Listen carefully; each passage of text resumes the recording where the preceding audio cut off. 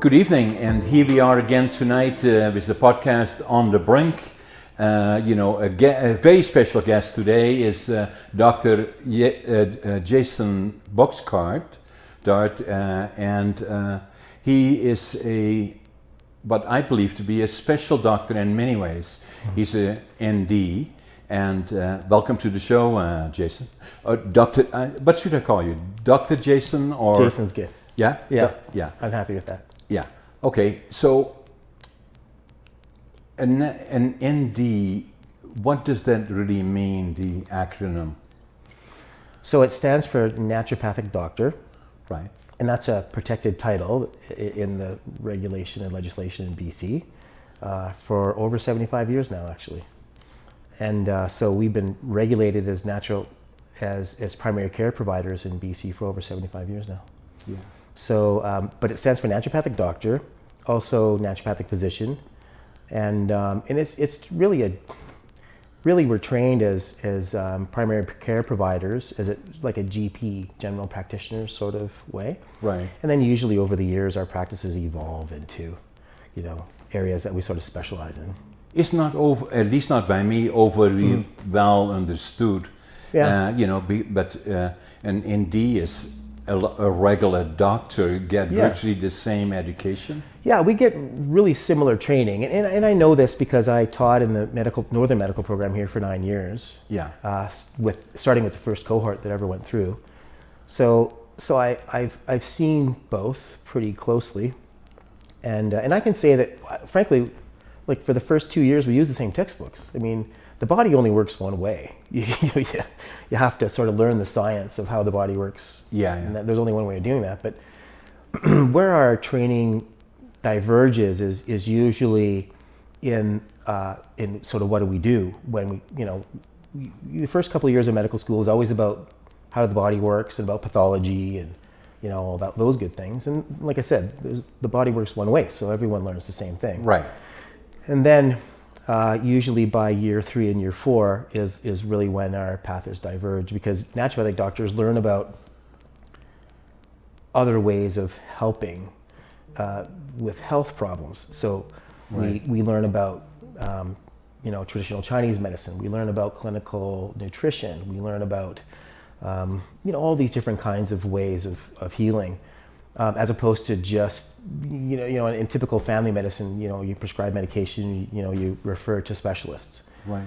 And so we sort of fit, in between there. So now when you grew up and you went to school in BC or?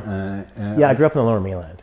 Pardon me? In the Lower Mainland, I grew up in the Lower Mainland. Yeah. And did you, right from the early start, thought that you would go into the medical profession, or? No, I grew up in the family business. We had a grocery wholesale firm.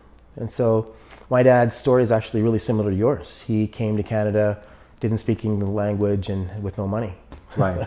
He didn't sleep under a tree, I don't think. Right. But he literally got on the train on the East Coast when he got off the plane, and from Holland. Holland, yeah, from Zutphen, right? Yeah, amazing. Eh? Yeah, right. Yeah. And a similar kind of experience. His family went through the Second World War. The Canadians, liberated Holland. Really big deal. Canada is very important to people in Holland. Yeah. And still is. And so his brothers went into the Merchant Marines, and a couple went into the seminary, and he had 3 other brothers, and so he felt responsible for sending money back to his mom, because his dad died early of a heart attack. And when he was around 40 something, so which turns out to be a theme in their family, genetically. So he actually got on the train and didn't know where to get off, because he didn't know anyone in Canada. Didn't know where to go. Didn't know anything. Did he know he was going to go to BC? Not really. He just took the train. Just got on the 4 train. 4 days, 5 nights, and And the story goes, he met another Dutchie on the train. And followed him to Kitimat. Yeah. He just got off the train because that's where the train ended. Yeah. And actually, on his first night in Kitimat, slept in a bunk on the Alcan job site because he had no place to go. Yeah. Yeah.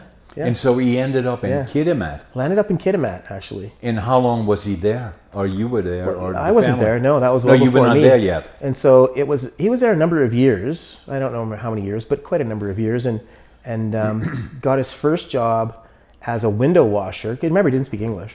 So as a window washer with his Dutch driver's license, the old driver's license that folded out into multiple, like a big, big document. I still have one. Right. Yeah. And so he told the guy, "Look, I'm a certified window washer." Yeah.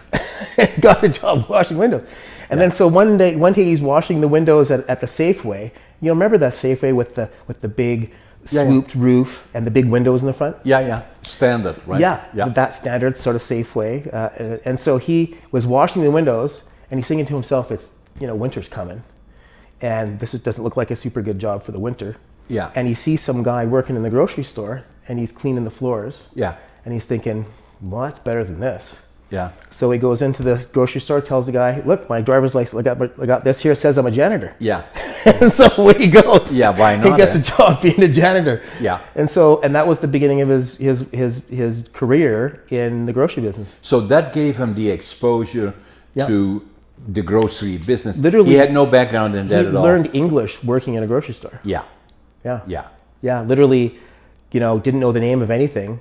So he actually ended up working in the basement of the grocery store, unloading the trucks and filling the shelves at night and that kind of stuff. Whatever, right? Until he learned English well enough to work on the floor. Right.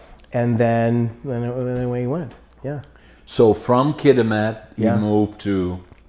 I think that he moved eventually to Ontario. Oh my goodness. And that's where I was born. Yeah, I was born in Toronto. Okay. And my parents were out there for a while. And then they moved back to BC, over time. So at what point did he go into the grocery business? Well, he was in the grocery business that whole time. Yeah.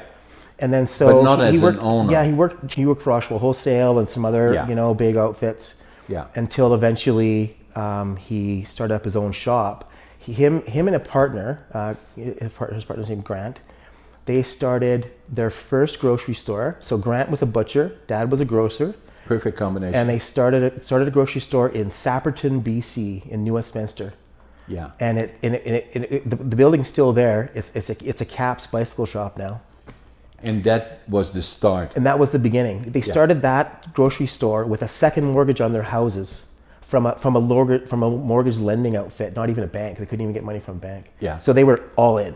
Yeah. Like if they didn't work, they were living in a box. Yeah. So there was no possible wiggle room to not be successful. Yeah, you couldn't make any mistakes. Nope, no missteps. Yeah. It is highly understood a lot of times with people that started like that, not unlike myself, that a lot of people think that, these entrepreneurs, they make lots of money, and basically what they do is plan, for holidays and bring money to the bank, but not so. Not so much.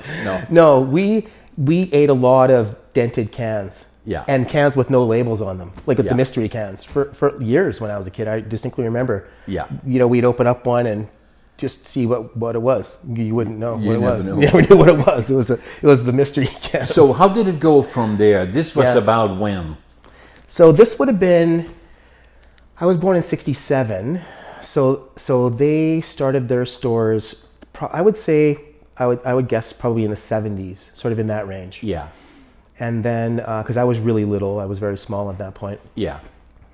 And my mom worked in the store as a cashier for a long time too. And then, eventually, through a sort of combination of things happening, the business grew. How many more siblings did you have? I have one brother. Yeah. He's a year and a half younger than me. His name's Judd, and he still works for Overweighty. Yeah. So Overweighty bought the family business eventually. So skip ahead 25 years. Overweighty bought the family business, and which is why I don't work there anymore. Patterson. Yeah, Patterson bought it. Yeah. Yeah. Along with another family-owned business called Buy Low Foods, and so he combined the two. Yeah. And now that's still an ongoing concern. And so when Overweighty bought it, Judd, my brother, sort of went along with the package, with the caveat that he's sink or swim. How old were you then? So I was probably about 27. Did you not kind of think you wanted to kind of keep the store? Yeah, we were groomed to be in the family business since we were youngest. It was always expected that we were going to work in the family business. Right. And I wanted to. Judd and I both wanted to. And we, and I did a variety of things inside the business. I was, one of the salespeople. I worked in retail. I worked in the wholesale. Right. I worked in a distributor, distribution outlet we had in Terrace for a couple years. Right. We did all sorts of things. And my dad was and still is, a firm believer in being judicious with handouts. Yeah. And he could have helped us in any number of ways, any number of times. But what he always did, in retrospect, I really respect about him, is he always created opportunities for us. He never gave us an easy road or a handout. No. Usually, but it was mostly opportunities. Yeah. And we either we either rose to that opportunity or we didn't. And there was not a lot of preferential treatment. No. That's for sure. He purposely paid us less than the employees in the same position, so that there could be no preference, no obvious preference like that. No, he was really, because he came up the hard way. The last thing he wanted was to have kids with silver spoons in their mouths. Sounds like my dad. Right? Yeah, he was typical Dutch. Yeah, he was he certainly he's over the years helped my brother and I both out a lot. There's no doubt about it. And I owe so much to my parents for so many opportunities and things that they've helped. And you really start to appreciate it later when as you get older. Right? Back when I was younger, I was in my 20s, like working in some lousy job in the warehouse. Can't say that I was feeling super special. Yeah. But later on in my life, when you come to realize in retrospect, and you have your own kids, and you come to realize, I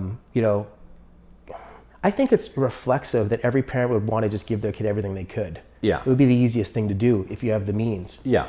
I think it's much harder not to, frankly. Yeah. No, I agree with that. And so he definitely, took the harder way and said, hey, listen, all he ever wanted for us was to be independent and be successful, and doing our own thing. That's whatever that was, that's what he wanted. So then the family made a decision to sell the store.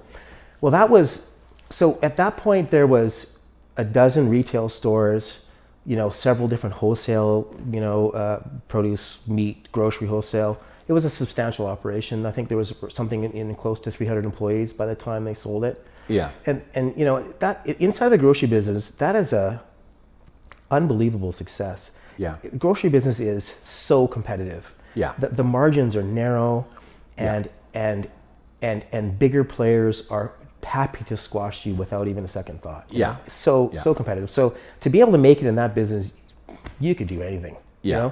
Yeah. So so they got that far, but really the writing was on the wall. There was a lot of consolidation inside the grocery business happening. Industry was changing. And scaling. Everything, those operations were all scaling up. Yeah. Because it's really economy of scale kind of business, right? Yeah. It's all about cash flow. Still is today. Absolutely. Yeah. And so many businesses are. But it was hard. I mean, you know what it's like. The business, you've spilt blood, literally spilt blood for, lost many sleepless nights for, sacrificed all your life. Yeah. Somebody cutting a check for that isn't very satisfying. Yeah. So it is to a degree, but at the same point, there's some reservation, and our family definitely had reservation. Yeah. The truth of the matter was that really you don't come across a cash buyer very often in a business that size. Yeah. Also, that's willing to buy, motivated, and also. It was time. The timing was right. Just because the business was changing, and even though we had 300 employees, that business was infinitesimally small compared to overweighting. So you had to make a decision: either grow or get out, right? Or you're done. Yeah. That kind of business is, like I said, the small guy is never going to win. So how old were you when? So the business was sold. So I essentially went back to school when I was 27. Yeah. So then you had to make a decision in terms of your career, right? So that was literally, we actually went on a cruise. The four of us, our family, went on a cruise. Never forget it. And we literally said, okay, we're going to take 2 weeks. Yeah. And not make a rush decision. Yeah. We're just going to get away from the whole rush of the day. Yeah. And we're going to take time and think about it. Carefully consider. Yeah. Right. Yeah. Just to say, listen, we didn't, cash the check and away we went, right? Yeah. And Dad really wanted also for us to really think about it, because this was sort of our legacy too. His legacy and our future, possibly, right? Yeah. really what it came down to was we were a little young to be sort of taking over a business that size. Yeah. How old were you then? Like I said, 26, 27 at that 26, time. yeah. And that, like I said, that opportunity was time sensitive. And like I said, and also the business was changing so rapidly that really the smart deal was to take the money and move on into the sunset. And so in the end of the day, that's what happened. Yeah. And so Judd, my brother, who is exceptional at what he does, he always has been. He has a computer mind. He's so smart. And so he was a buyer in the family business, much, much younger than anyone would have ever been. He had 15 years of experience before he was 35, or 40, right? Yeah. So he was way ahead. And so he was this young guy that had a ton of experience. Yeah. And so Overweighty brought him in, and my dad told him flat out, listen, he sinks or he swims. Yeah. He goes, I would like you to take him with. Yeah. But he's got to, so Dad is very much like that. Yeah. Everyone's got to stand on their own 2 feet. Yeah. And so it was well understood. So there was, is he still there? Yeah. So Judd is actually in their senior management now. Yeah. Like he's not only stayed there, but excelled. They've done very, very well. Yeah. Ritzy Wood, right? He's a smart guy, super smart guy. I got a ton of respect for him. So he stayed with them, and then and I had to decide. It was very difficult because on one hand, this is all I know, but on the other hand, it really wasn't my passion. And it was, in retrospect, it was pretty clear. I could do it, and I could probably do relatively well. Yeah. But it really wasn't the thing that got me jazzed up, excited about making, an Endcap at the grocery store the next weekend. Yeah. It wasn't my thing. No.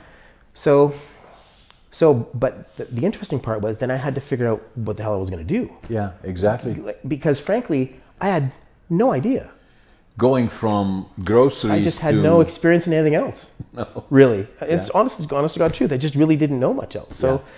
So what actually happened was interesting. So my mom had some friends who had younger kids, and they had just gone through this really interesting vocational counseling program that was really extensive, unusual and extensive. And so she said to me one day, Jason, these people down the road, they did this for their kids and they found it really helpful. Maybe you should do that. Yeah. And my mom is really like that. She's super practical. She's the kind of woman, she could meet the queen or she could see the lady on the street. She'd be the same with all of them. She's a very, very, she knows herself, that kind of a person. Yeah. So she said, hey, Jason, what about this? And so I said, well, I don't know what the hell I want to do. So this is going to be better than what I am now. Yeah, yeah. So I did this whole program that was a week long, 7 days in a row, nonstop. And they do aptitude tests and IQ tests and interest inventories and on and on and on and on and on. And it was a really interesting process. And it starts very general and sort of hones in as you're going along, until eventually I figured out that I want to do something in healthcare. And my aptitude and my interests really aligned with that. Yeah, yeah. And so we were, looking at a lot of different options. And I eventually, dentistry was I was already 27 and I was a young man in a hurry. Yeah. So that was going to take too long. Yeah. And then so something simple, radiology tech or something, that was not going to be enough. Yeah. So eventually I decided I was going to probably do physiotherapy because it was really hands-on. I could have my own practice. Yeah. I had some autonomy. And my cousin at the time was also a physio in Peachland. Yeah. And I really liked him a lot. And so I went up and spent a day or two with him and I thought, I could do this. Yeah. So, but I had to go back to school because the only training I had in post-secondary was all business related. Exactly. So, because I was going to go in the family business. So what else would I do? Yeah. So, but of course now going into sciences, no background whatsoever. No.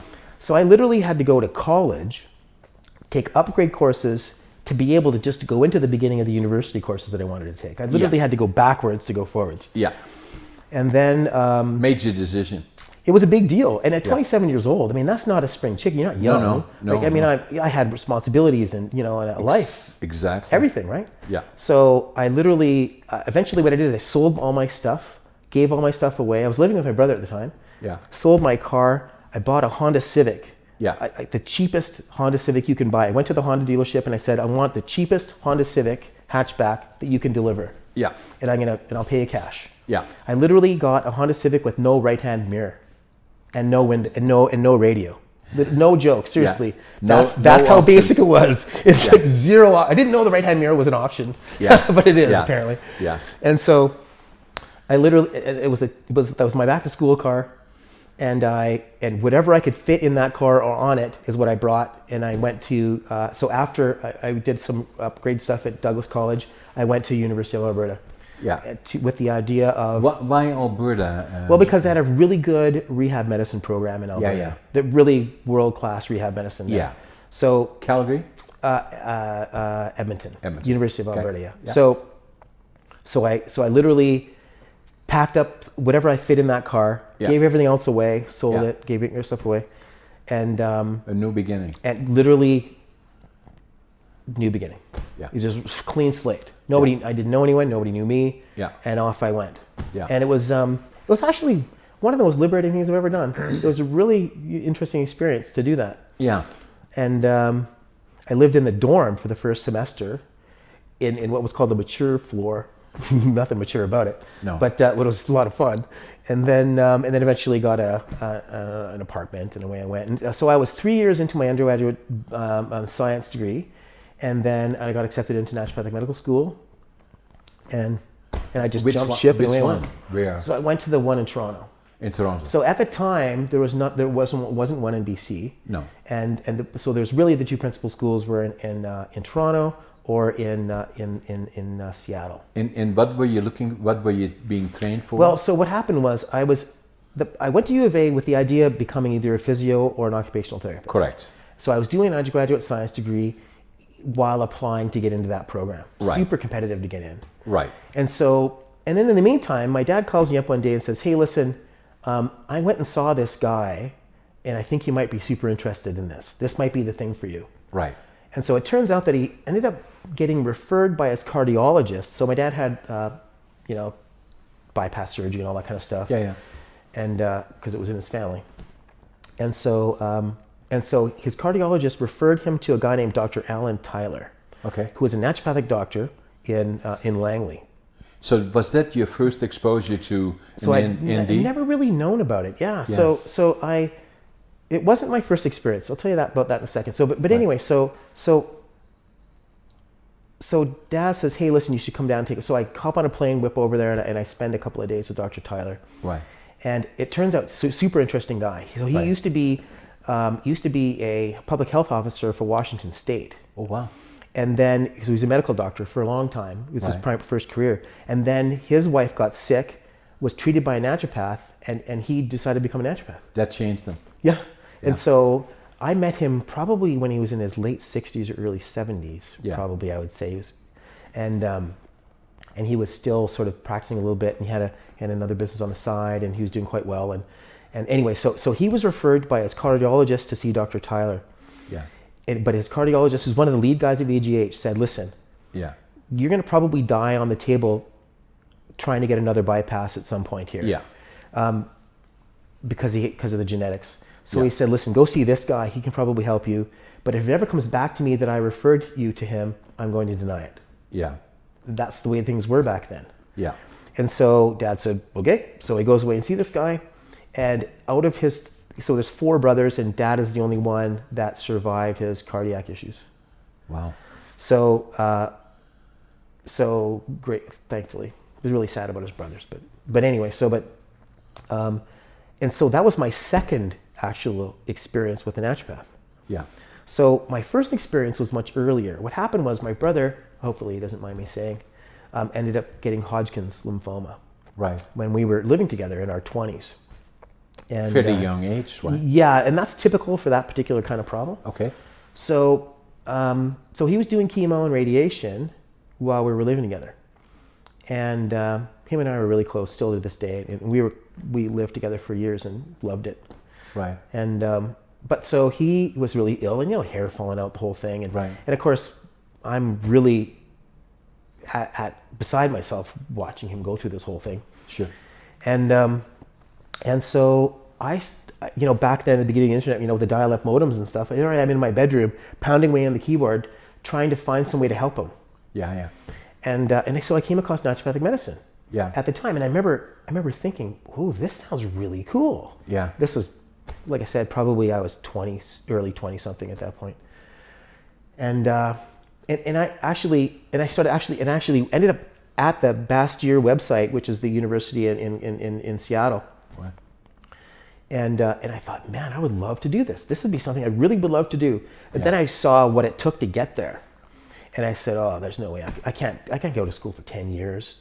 Like I'm too old for that. Yeah. That ship has passed. And So I never thought about it again. Yeah. And then I met Dr. Tyler again. I was around 27. Yeah. And that was it. I met him and I thought, this ticks all the boxes for me. So that was the turning point. That was it. Boom, that was it. Yeah. I said, yeah, I'm doing this. Yeah. And so that meant how many years ahead of you? Well, so that's the thing. So by that time, I'd already been in school for at least 4 years. Yeah. So then, no, maybe 5. Anyway, quite some time. So then I must have been probably in school for 6 years at that point. Yeah. Because then because I was a roughly third year. So I quickly, anyway, Dr. Tyler liked me, I liked him. And so he wrote a support letter to both Bastyr and to the school in Toronto to say, hey, listen, I'd like to recommend this kid for, to get in. And so both schools called me right away. But back then, the conversion rate for Canadian dollars to American dollars was, well, kind of what it is now. It's like 30 some odd percent was bad. Yeah. And it's expensive to do this school because there's no public subsidy like there is for these medical schools. No. So it's huge. It's $250,000 to go to school. Yeah.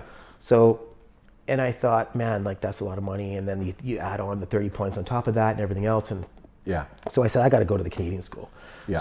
So just for the math. So I went to the Canadian school in Toronto and off I went. And so that was another 4 years. Yeah. So by the time I was all done, I'm pretty sure I was roughly early 30s, right? Yeah, I was in school for 10 years. Yeah. By the time I was done. Yeah. And done meant you were then? Well, I wrote my board exams and came out to BC looking for work. And you were a qualified ND doctor? Yeah, I was a naturopathic doctor at that point. So you go through the 4 years of school, you write all your board exams. Yeah. You pass those. Yeah. And then you have to write exams in the jurisdiction you want to work in. Yeah. Whatever province. Yeah. And then each province somewhat different. Yeah, the regulation for each province for naturopaths is a little different. So this is how starkly different it is.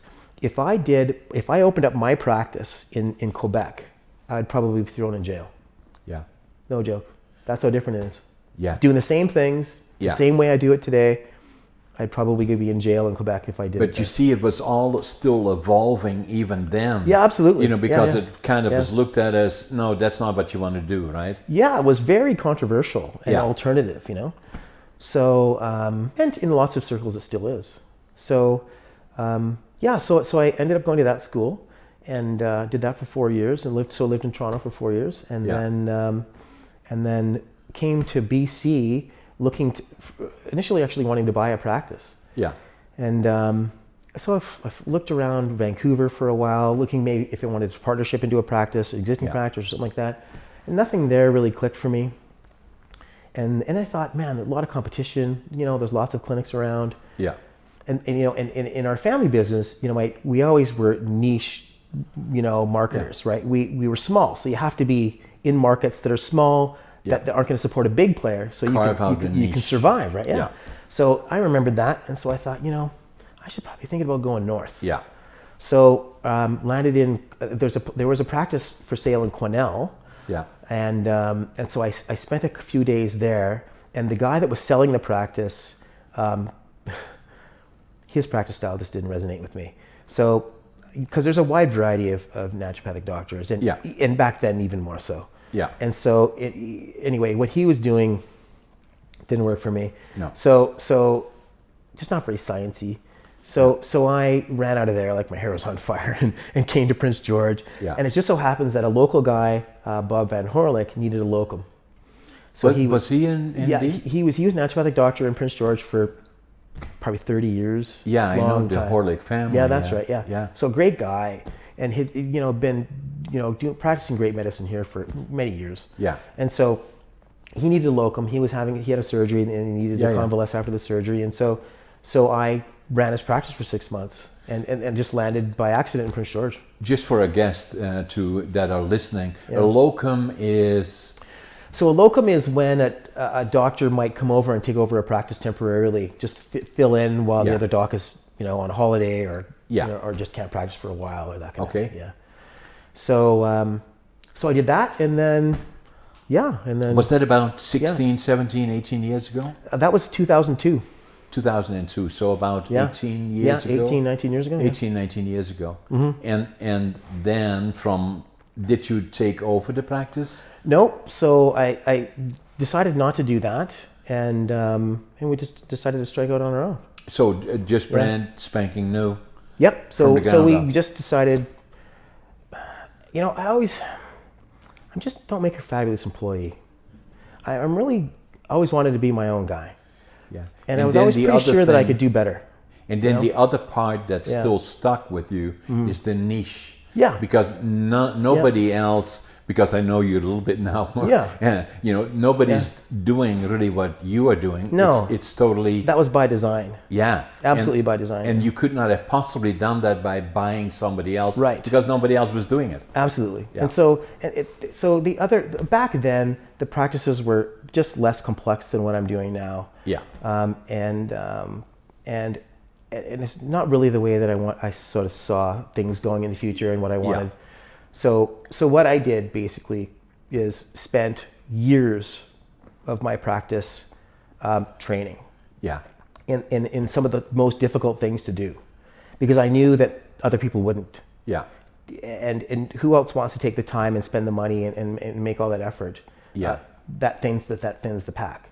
Yeah. So now some of the more specialized things that I do, I'm literally the only guy in northern BC that does those things. But you have a unique background because you were very instrumental in changing how the naturopathic business is being looked at, even on a provincial and a national basis, because you were very involved in the organizations, right? Yeah, I started the first sort of extracurricular posting. Well, I started right when I was in school. Yeah. I was a more mature student than a lot of other kids, the other people that were there, and I had organizational experience working in the family business and some other things, and I always, just whenever I saw something that needed to be addressed, I just always wanted to sort of get in there and get things done. Yeah, just doer, Yeah, and so even all the way from when I was a student, I was on the selection committee. I was on all of them. I was the class chair, whatever, representative, and all that kind of stuff, and for years. And then after school, I think I practiced for a few years, and then I got elected to the board of the Canadian Association of Naturopathic Doctors. K-A-N-D? Yeah, the C-A-N-D, yeah. It's the Canadian Association. Quite an organization, right? Yeah, so that was, again, a number of years ago, and so that even at that point, that organization was in its infancy in lots of ways. Yeah. And so I was on that board for, I want to say probably 8 years or something, or 7 years, and eventually became the chair of that board. Yeah. And national board. Yeah, so that was the national board. I was the chair of that for several years. Yeah. And did a bunch of stuff there and sort of set the organization in a direction. From Prince George. Yeah, I was flying back and forth to Toronto. Not easy. Yeah, it was in Toronto. Yeah. Yeah. And our kids were little back then, so that was challenging. Yeah. But so a lot of late night flights, and that kind of thing, and sleeping on the plane. But again, it needed to be done. And I really felt like I was the right guy to do it. And so off I went and did that, and then eventually that ends. And I was also, one of the first people ever to be, one of the first naturopathic doctors to be adjunct faculty in a medical program in BC. So Which is UNBC. unique too, right? You were at UNBC. That's right, yeah. The school here, Yeah. the medical school, Yeah. as part of the Northern University.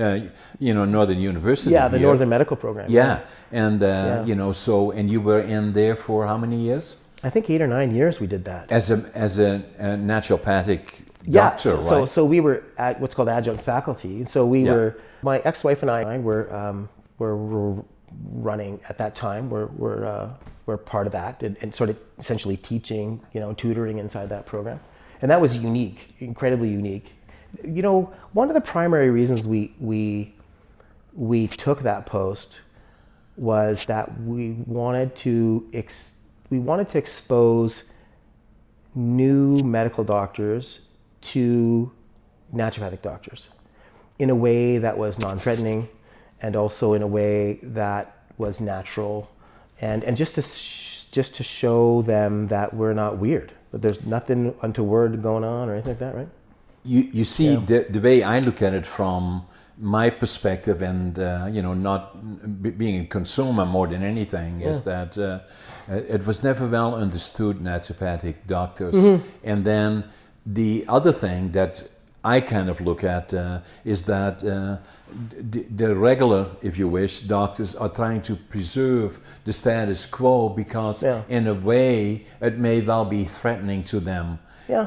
And where really a lot of things are changing right now in the whole medical system, one of them being Google and the other one being doctors that, like yourself, are being much more entrepreneurial in terms of looking at it and saying, this model needs improvement. And in looking at quality of life, rather than fixing things, quickly running into the office of the doc and giving you pills of some description and then you leave again, but more or less looking at the longer term and saying, how can I stay healthy longer and being preemptive and those kind of things? Yeah, there's a lot of forces that are changing medicine in Canada. And, I think there's a place for all of that. Our good friend Dr. Lutz, she works in a walking clinic. Yeah. And she sees people very efficiently through the day. People come in with relatively, well, a lot of times simple things, but sometimes not. There's a lot of unattached patients in Prince George, so it's a total lottery what might happen, what walks into a walking clinic. Yeah. But lots of times they're, relatively simple and quick things to do, right? And there's a place for that kind of medicine because if you need a prescription refill or this or that, you don't need a whole big long rigmarole. You can do exactly. So, but I think but the kind of the role that naturopathic doctors fit in is for more complex problems that require time. Right. And a more fulsome approach, lifestyle, nutrition, all these things all combined, Right. And more like novel approaches to these complex care problems that aren't really easily addressed inside of the model that we built medicine into right now. Right. The typical family medicine model is relatively small, relatively short visits, come with one question, like one concern, Right. And so as a result, that doesn't always lend itself really well to these complex care issues. Exactly. I mean, listen, there are lots of fabulous physicians out there. They do a great job. I'm not taking away anything from anyone. They're great, okay? Yeah. Like I have a lot of respect for family physicians. They work really hard, and they have a really important job, and they play a really important role in their patients' lives. Yeah. Our place inside of that whole system is just slightly different. I think like our clinic used to be a third-year rotation in the medical program. And so students would come through as elective rotation and they would spend a week with us and just follow us around in their third year, as they do with dermatologists and with family docs and with other people in that part of their training. Right. And very commonly, at least half of the time, spontaneously, those students would say, I kind of thought that this is what family medicine was going to be like. Yeah. In retrospect. Exactly. But now it's evolved into this thing that it's not. It's not that anymore. It's not that you don't really have, like a lot of people get into medicine to create, that you want to help people. There's always an element of altruism. Yeah. And you want to, but the satisfactory part for a physician is the therapeutic relationship. Yeah. It really is. It's getting to know people and then helping them. That's really the powerful part that really says, that gets you up in the morning and says, I want to go to work. Yeah. This is what I love, right? Yeah. But when I've talked to physicians, family docs and others, that's the element. I think if I distill a lot of conversations, I think the parts that they're dissatisfied with oftentimes is the loss of that. That it's it's become less personalized.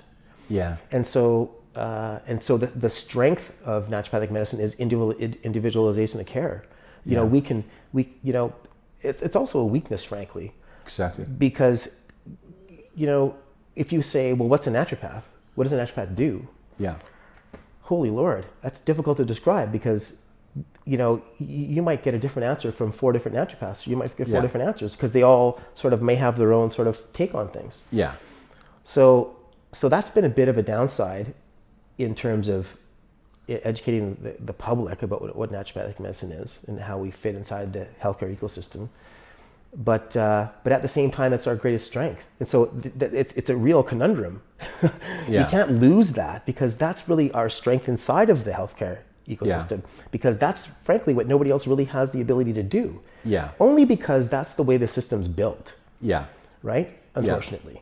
But I would also say that there's been some experimentation in and around that in terms of funding changes and different funding models for docs and that kind of thing. So, things might change, but I have, in my time inside of medicine now, come across lots of different sort of models and different ideas. And, I met a guy down in Vancouver who has a bunch of medical doctors working with naturopathic doctors all in the same office. And it's interesting, the NDs are doing some things that the medical doctors can't do, just because of regulation. And the medical doctors are doing other things. And they're all working side by side, and it all works just fine. But it's a private medical facility. It's not public. Right? Yeah, and interesting about that, Jason, is that everybody, including myself and people that I know, are all looking for what can we do, to maintain health and die old, being young, more or less, and absolutely, and being healthy at getting older and doing the right things in terms of diet, being abusive in terms of alcohol and all these other kind of things that are commonplace. But how do you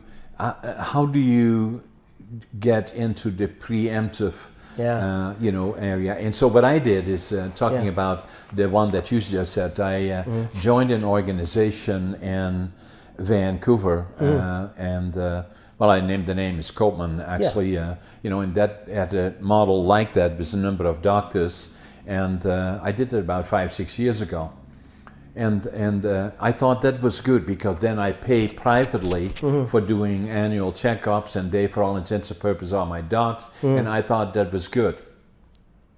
And I can say this up to a certain point, because then I heard that BC TELUS had bought them out. Yeah. And then I say, why? Well, the reason why, in my mind, is that data and information. And so I more or less stopped that. I didn't go there anymore. Right. Then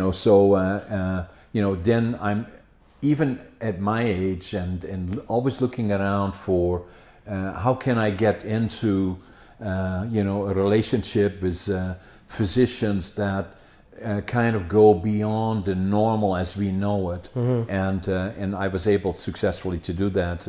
Actually, with you being one and Dr. Tracy being another one. Yeah. And would you not say that people are becoming more knowledgeable, and as they find out more information, are looking at all of this much broader than it used to be? It used to be the traditional doctors, you wouldn't even question them. This is the way it is. That's all there is to it. Don't ask me any questions. And then the other part that I found is that, like we have in the training facilities, the schools, either here or in Vancouver or elsewhere, is that doctors that are going into training and education are asking more questions about the traditional, and that people in general are looking at other things and demanding other things. Wouldn't you think it is on the road to changing? Absolutely. It may be slow, but Yeah, it is. Our internal organizations do surveys once in a while about consumer preferences and outlooks and stuff, and something in the neighborhood of 1 in 3 BC residents either have a family member or themselves have seen a naturopathic doctor now. Yeah. So I mean that's a pretty big deal. Very significant. So that's a lot of people. Yeah. So this is the kind of the conundrum, and there's a point of tension there, so politically naturopathic doctors are very small, right? Yeah. There's maybe 1,500 in BC. Yeah.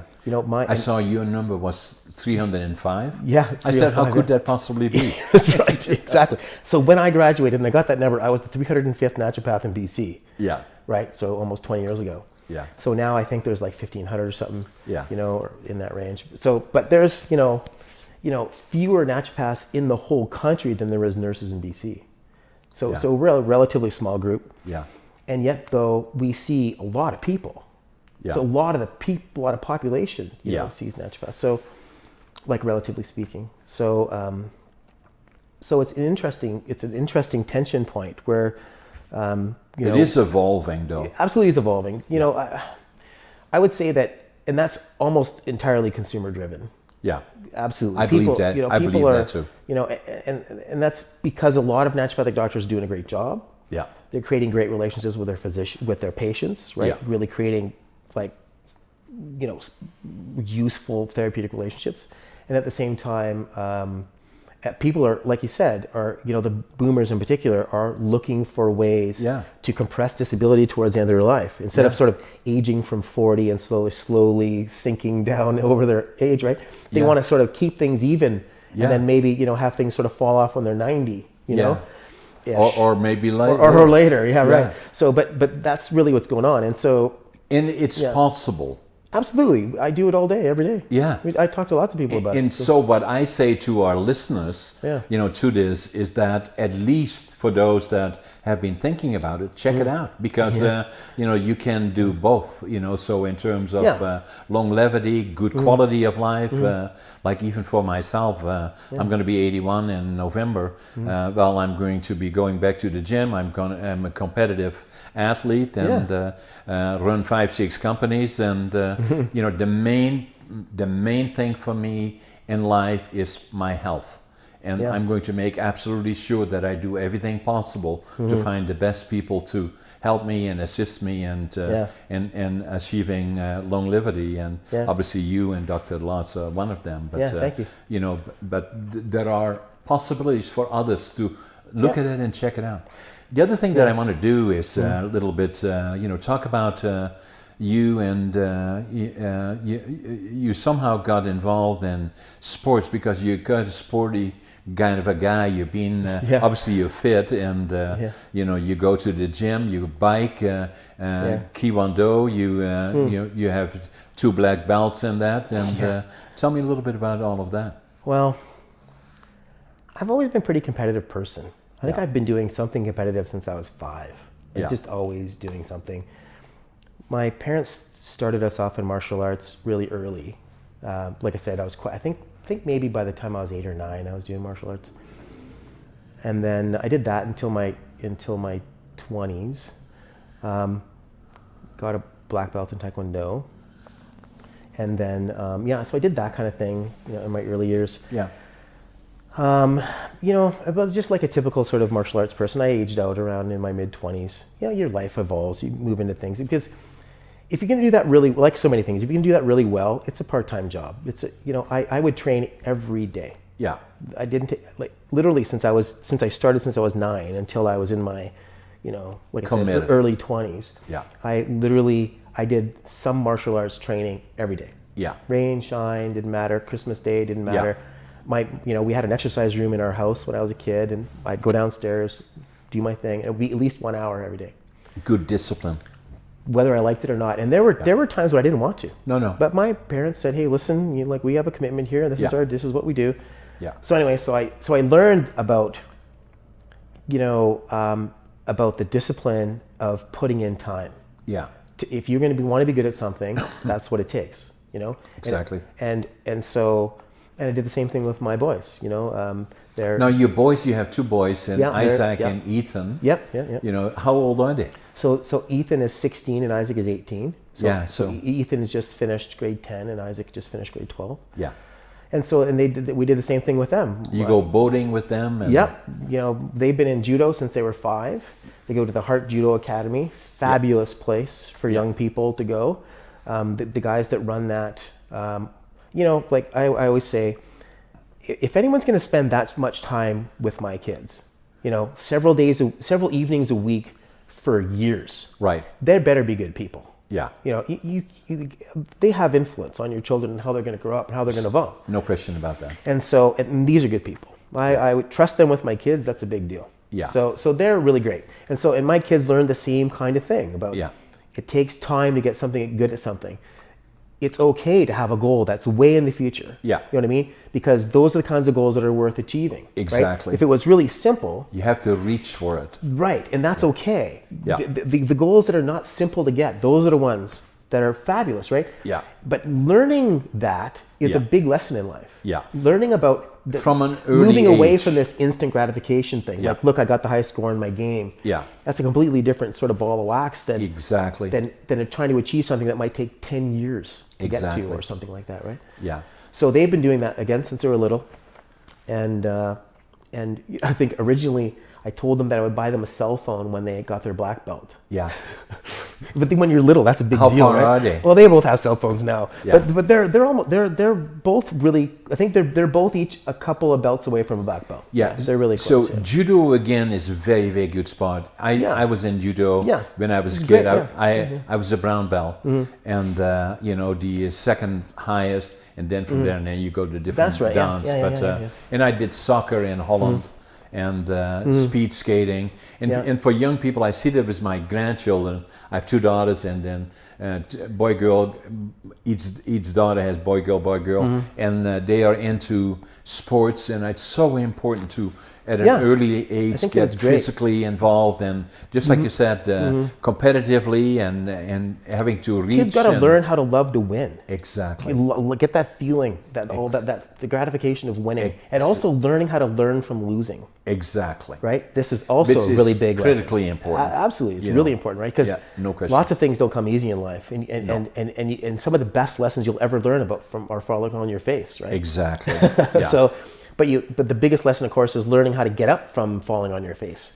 Yeah. Lots of people don't. And I always, I do a fair amount of public speaking, and I always like to tell people about that, falling down, starting over again. That's kind of why I wrote my book, actually, Against All Odds, and it's all about that. It's not about hurrah, hurrah, John, but about falling down, starting up again, having dreams, having that passion, and reaching out, and attitude, passion, work ethic, result, success. Yeah, that's the thing. So, I've like I said, I've always wanted to sort of instill that in my kids too, just because I feel like sport has a lot to teach young people.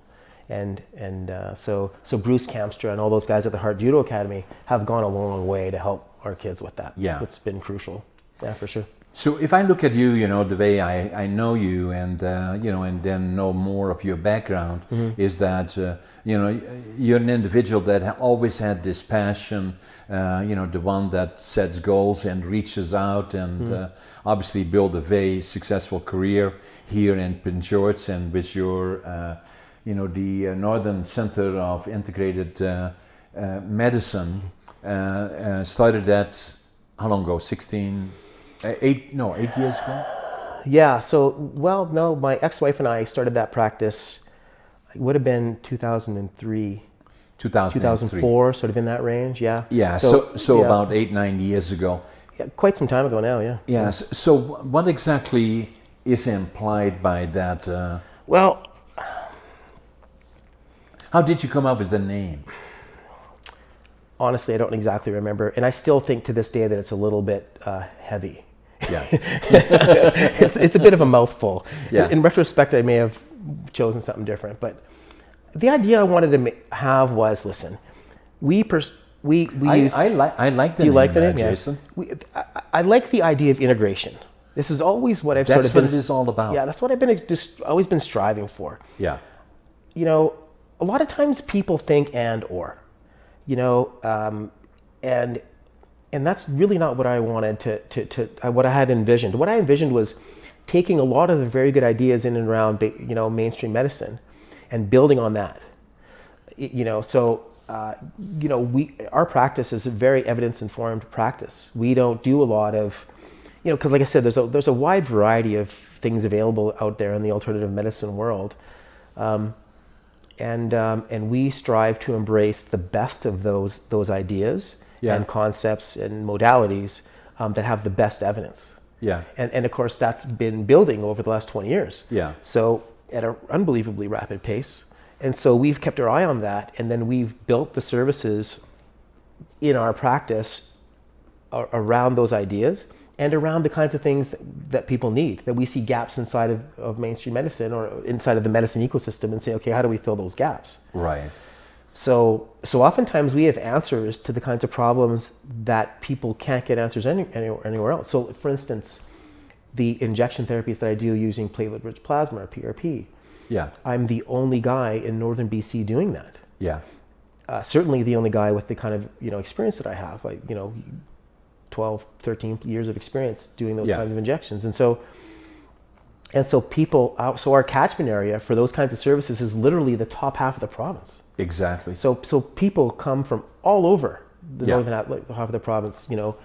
They fly in, they drive in, they stay overnight in Prince George at a hotel. Just to get the service. To do this, just to get those services, yeah. Yeah.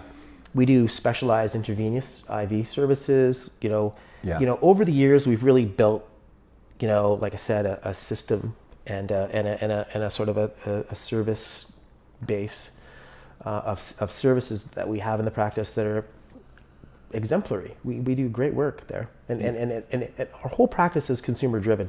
Our whole practice is patient referral. Yeah. I don't advertise. We have a website. That's it. I don't advertise. No. None of that kind of stuff. And frankly, I'm proud of that. You know, whole practice is patient referral.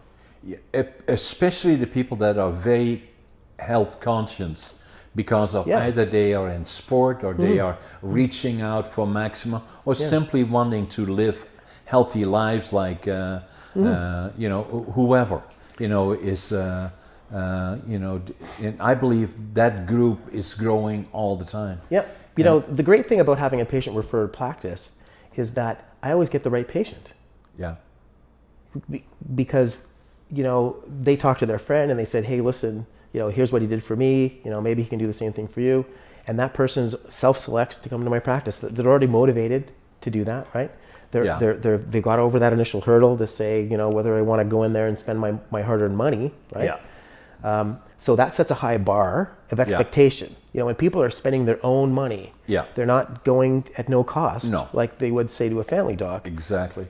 That sets a high. So you have to set a high value bar. Yeah. Right. So the value proposition has to be there. Yeah. And at the same time, you have to, you know, deliver those services in such a way that people feel like they're getting quality. Yeah. So the surroundings and how you do that and the quality of service that you provide has to be there and on point. The patient experience is a huge deal. And again, these are the kinds of things that you won't get in other parts of the healthcare ecosystem because of scale and other, you know, factors, right? And maybe the two can work together or are working together now. We do it all the time. You know, so here's an example. So I worked for another outfit for about 5 years. Yeah. Worked for a philanthropist, really, really nice guy. His name's Alan Markin. He used to run Canadian Natural Resources, CNRL. Right. And so he decided that he wanted to design and then study and then implement what's called a primary prevention program, a health program for people. It was a long story, but I did that for about 5 years. So I was the lead physician for BC. There was about 25,000 participants in the province, 20 some odd thousand participants in the province at that time. And so we scaled it up to a population size intervention. We showed that we could bring people that were pre-diabetic to normal glycemic index control inside of a year, 65% of the time. Right. That's preventing type 2 diabetes. Wow. That's in an environment where nobody's looking for type 2 diabetes until you have it. There's no prevention right now, right? No. And yet it's one of the primary costs in terms of healthcare. Yeah. Like it's a chronic health condition. Once you have diabetes, that's it. That train has left the platform and it's not going back. Yeah. So now it becomes a management proposition. If you were to be able to divert 65% of that cost for pennies a day. Unbelievable. You imagine the dollars, right? We had health economists from the University of Calgary that were on the team, wrote papers about it. It was millions of dollars a year that was savable, right? And literally from the first year, we're not talking about investing 5 years. This is the first year. Yeah. So, pretty amazing stuff that we got to do. Mr. Markin allowed us to study very diligently the kinds of things that were worth studying. Yeah. He was incredibly generous. He's a really generous guy. But of course, diligent, man. He didn't let you get away with anything. Yeah. Yeah. Super smart guy. Yeah. And he didn't let anyone get beating to death or anything. Like, we were always moving forward and talking about, how to change direction as we're moving forward. Exactly. There was not a lot of navel gazing in that organization, let me tell you. Yeah. Yeah. But all that being said, though, the point that I want to make was that I was working with a whole team of naturopathic doctors, medical doctors, and nurse practitioners and nurses across the province. I built those teams and I managed those teams all over the province. For 5 years. Yeah. Yeah. And so I know it can be done. All those people can work together just fine. Amazing undertaking, right? Yeah, right. But the point is that is totally doable. And you could put all of those skill sets together for an amazing outcome. Is it a matter of time, or is it the obstacles, or is it people are scared to move off the status quo, or what is it? I believe it is unstoppable. Yes. Listen, if it was stoppable, it would have been stopped by now. Yeah. Absolutely. It becomes more information gets out there all the time, and then so the evolution of medicine is not stoppable, and it is largely consumer driven. Yeah. Because there are a lot of countervailing forces inside of mainstream medicine that want to keep things the same. Yeah. For all the obvious reasons, which I don't fault them for. No. It's just that's how these things go. That's comfortable, right? Well, sure, but a lot of it works, and you don't want to necessarily throw out the baby with the bathwater and all those kinds of things. And so I get it, right? And I would also say that it's not easy to deliver medicine on a population-sized intervention. To say, okay, we're going to deliver medicine to the whole province of British Columbia. Right, we're managing everything. Yeah, everything from you stubbed your toe all the way to you got hit by a car. Yeah, and everything in between. Right, that is a huge undertaking. That's not an easy thing to do. And then, by the way, we're picking up the tab for all of it. Yeah, that is a huge deal. So I don't have a lot, to say negative about all that. No. But I would say though is that there are gaps. There are places where it can improve. Yeah. And I know that naturopathic doctors can be in those places where it can improve. Yeah, no question about that. And that'll eventually happen. It just takes time. You see, that comes back to the name of your organization. Right. Yeah. That because that may be the Northern Center for, and this is really the name, the integrated medicine. Yeah. That's how I understand it. Yeah. Is that you have the one, but you can also have the other, and you have the. I prescribe drugs, and I use natural interventions and other things all day. Yeah. Interchangeably. I don't frankly care which one I use. I use the best tool for the patient at that time. Yeah. If I have to make a prescription for that, great. Yeah. If I recommend a natural health product to do that, great. The great thing is that I have a broad tool chest. Yeah. I have a big tool belt. Yeah. So if, say for instance, somebody has a problem that is burgeoning, not quite bad enough to say it's called XYZ thing, but it's moving in that direction. Exactly. Right? I can use a cadre of natural things and lifestyle interventions and that kind of stuff to make a change, because that's what matches the risk benefit ratio. Exactly. Right? Yeah. So in other words, because every doctor is thinking about this all day. Is my intervention going to help? And is the benefit better than the risk? Yeah. If it's the other way, if the risk is not as good as the benefit, then it's unethical to do it. Exactly. So you're not going to do that, right? Yeah. So if you have a burgeoning problem, it doesn't quite fit diagnostic criteria quite yet. You know it's going in that direction. Yeah. So the risk-benefit ratio isn't worthwhile to prescribe a drug. Exactly. So if that's the only thing you can do, then you do nothing. Yeah. But in my practice, I have these other sets of tools that I can use, that I can bring to bear early on in a process, and actually, frankly, when it's much easier to make a change and to redirect that, right? Exactly. To all of a sudden now we can bring people back to health. Yeah. And it makes sense, risk benefit ratio wise, cost benefit ratio wise, all those kind of things, it makes sense, right? Yeah. So I see it frankly as a huge upside. Yeah, I do to too. be able to scale my intervention to the problem at the time that it presents to me, right? As opposed to wait until somebody's diabetic before I can prescribe metformin. Right? Yeah. Do you get now? I don't know, but they're, I call them regular doctors, but as we understand it to be regular doctors, refer their patients to you. That's happening more and more. Yeah. Because that would be a logical evolution, right? Yeah. So it's happening in an informal way. So a formal referral is doctor, writes you a letter. Right. You get it, over the fax, and it says, here's, this, I want to refer this patient to you for the XYZ thing. And then, then you call the patient, and that's a classic referral. Right. So I get some of those. What I get more commonly is, I was talking to my family doctor, and he said that I should come see you about this thing. Yeah. And that's an informal referral. We, inside of mainstream medicine, inside of family medicine, the formal referral is how things work, because you got to keep things, record of everything, and everything's got a way of doing things. Yeah. But we work outside of typical MSP funded medicine. Yeah. Right. It's all private. So we don't necessarily require the formal referral thing. So I would say probably 10% of the referrals from physicians are formal referrals. Yeah.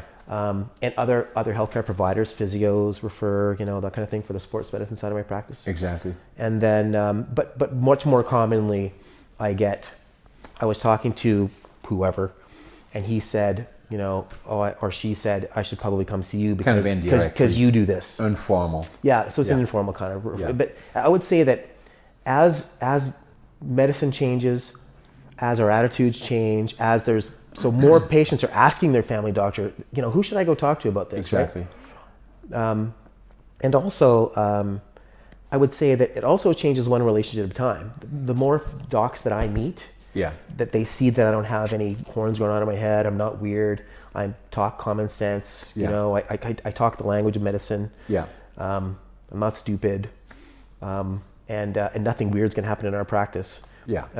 They can feel comfortable, with that referral, and they know that patient's gonna get some quality of care, that they're not gonna be embarrassed with that, referral, right? Yeah. By getting shoddy care or that kind of thing. A lot of times it's lack of, hard to imagine in a way, but in another way not. It's lack of knowledge on the part of the traditional medicine, because it's not they're not being exposed to it during their training. No, so that was one of the things that we did. As a matter of fact, when I was working in the medical program, I at the end of every year, I gave a talk on integrated medicine. Yeah, and I would so important, right? And I would talk about how it's happening at Harvard and how it's happening at Boston General. It's all these other huge institutions, but in Canada, not a thing. It is, and so in those schools it is being taught. Absolutely. So what is stopping it here then?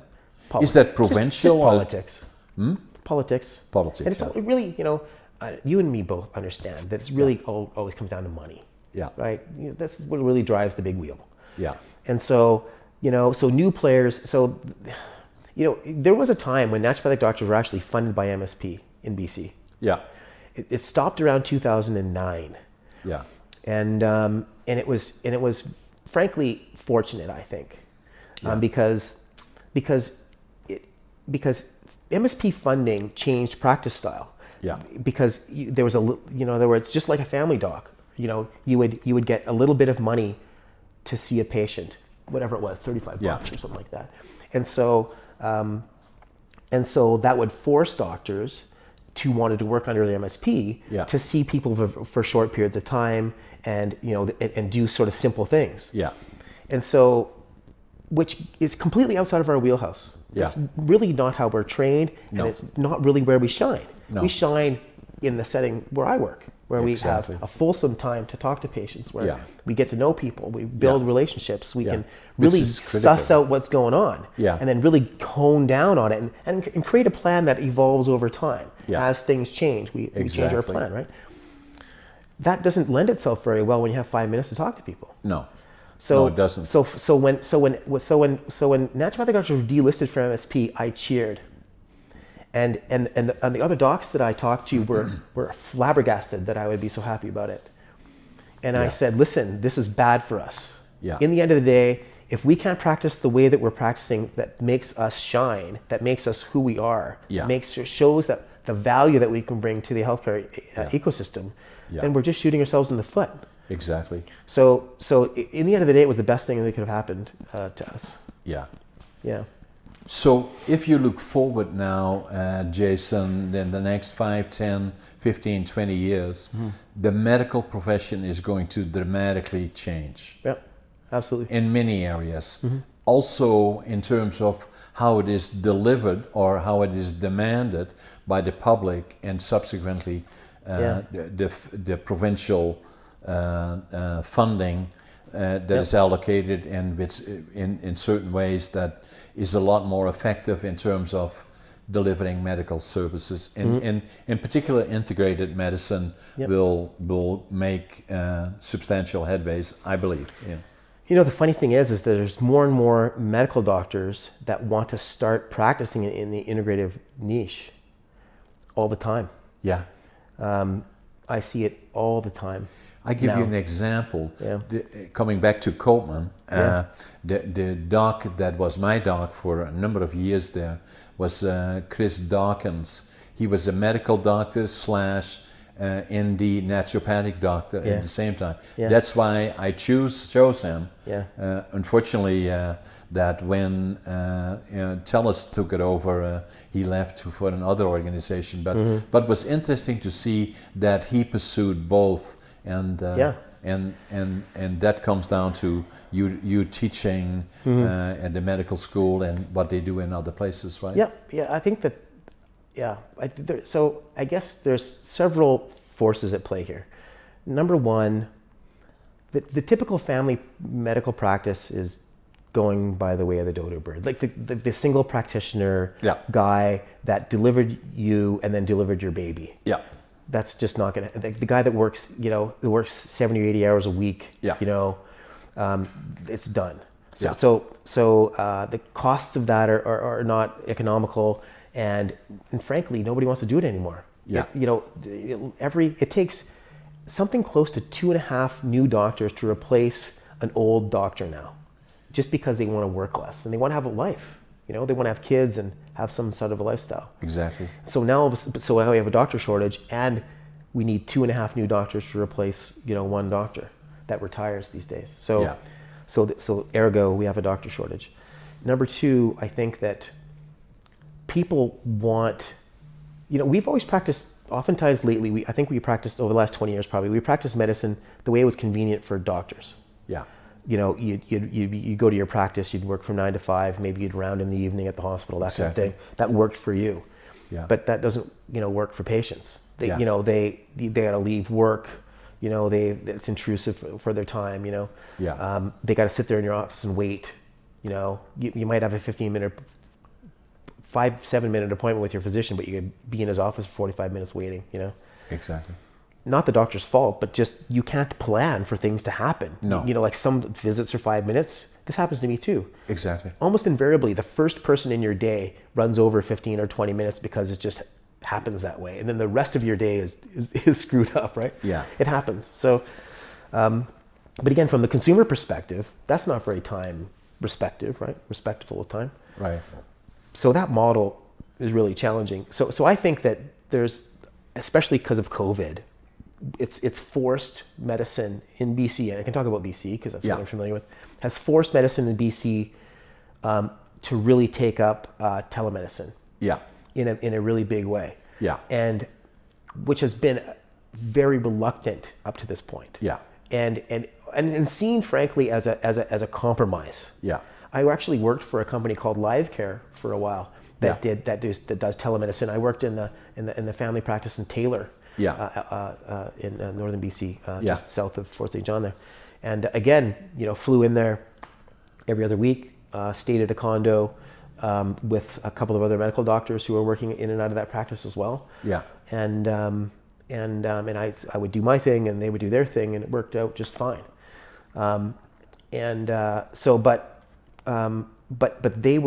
Those docs were uncommon. Most physicians, want to work in an office and do their thing. Yeah.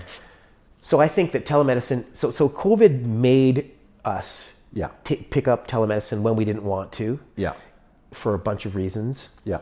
Some of which is that using technology as an interface between your patient and your doc can be challenging and sometimes compromise care. So we have to get better, I think, at directing people to an in-person clinic when they need to, but a lot of it doesn't need to. Yeah. So there's that. So I know for a fact that, you mark my words, you watch, telemedicine and distance medicine is going to be much more, after COVID, will be much more taken up. Yeah, no question. Because I think we forced ourselves into this situation with COVID, but now proven to ourselves that this is actually a viable tool. But not only in medicine and business too. Absolutely, all of it, and that's all Zoom part meetings of the and everything transition. else, right? Imagine the cost savings. Yeah. With business, we used to always, before COVID, we'd fly to somewhere and go to a conference, get a hotel, the whole thing, right? Pay for the plane, the whole 9 yards. And then nowadays, all the conferences are online. Yeah. Why would I ever want to? If I have had the choice, I'd much rather do the conference at home, right, or after hours. Yeah. But if I choose to want to go somewhere nice to go to a conference, then I'd love to do that. Yeah, exactly. But fly to Vancouver 3 or 4 times a year just because I have to. Yeah. I could do without that. Yeah. No. So I think that I think medicine in general. So I think the telemedicine thing is going to change. I think that also. There's going to be a difference in style of medicine too. Just what you're talking about. I think that there's this slow evolution towards, integrative practices. Yeah.